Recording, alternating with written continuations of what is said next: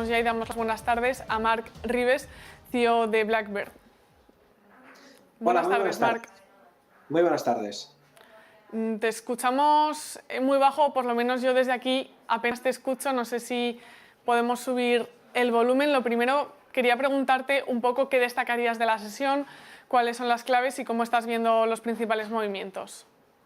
Bueno, la verdad que estamos en una situación un tanto complicada en los mercados en el corto plazo, porque si bien es cierto que en la renta variable europea pues estamos viendo un mercado que intenta recuperar la tendencia alcista, lo que veíamos la semana pasada en el DAX, en la zona de los 13.500 puntos marca una zona de mínimo creciente y, bueno, pues podemos ver cierta continuación en la renta variable europea a la espera de este jueves con el comunicado del Banco Central Europeo y esa política monetaria que mantiene un poco en stand-by las bolsas, ¿no? Pero es cierto que el tono o la apariencia técnica que nos dice la bolsa europea, en cierto modo, es de querer, o al menos la intención de recuperar los máximos de marzo del 2020 y de volver el mercado a una zona de rango, de mercado lateral. Sin embargo, si miramos el Nasdaq, ahí hay complicación porque en esta situación técnica que vemos de ajuste claro de los mínimos de marzo de 2020, patrón chartista de corrección normal, sí que es cierto que muy profunda, con un 30%,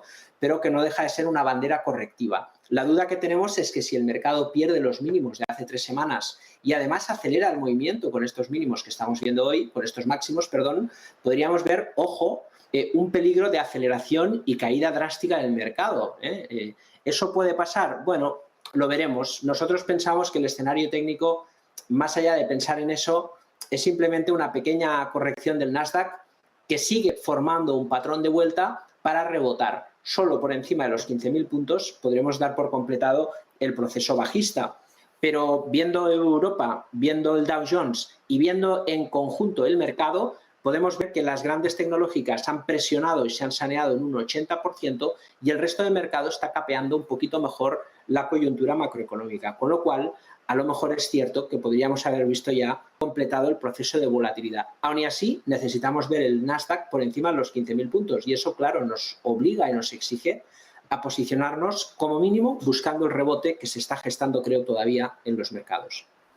Has mencionado varias referencias sobre las que te iré preguntando. Por un lado, el Banco Central Europeo con esa reunión dentro de 2 días, el jueves. Quien sí se ha pronunciado ya o quien sí ha movido los tipos de interés es el Banco de Australia, el Banco Central de ese país, con un alza de 50 puntos básicos, con un tono más hawkish de lo que se esperaba. Además, luego hemos visto una subida del dólar, al menos del dólar index, el billete verde frente a 6 divisas, cómo subía, también con la vista puesta en que van a seguir subiendo los rendimientos de los bonos del Tesoro. ¿Tú compartes esa perspectiva a medio plazo?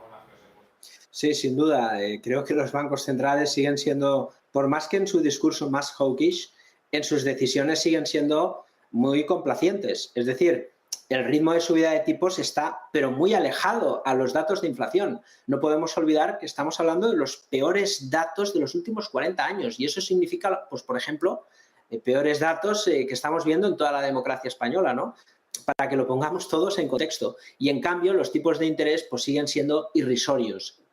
Al final los tipos reales son negativos y lo que hay que hacer es ser contundente para frenar la inflación con determinación y sabemos que eso va a tener consecuencias en la economía, pero como dice Bullard, y estoy muy de acuerdo con él, si es necesario hay que romper el ciclo para contener la inflación, porque la obligación de las autoridades no es aplazar los problemas, sino enfocarlos con determinación para corregirlos. Y al final los ciclos son eso, ciclos. Y tenemos que contener la inflación si no queremos que el problema se agrave.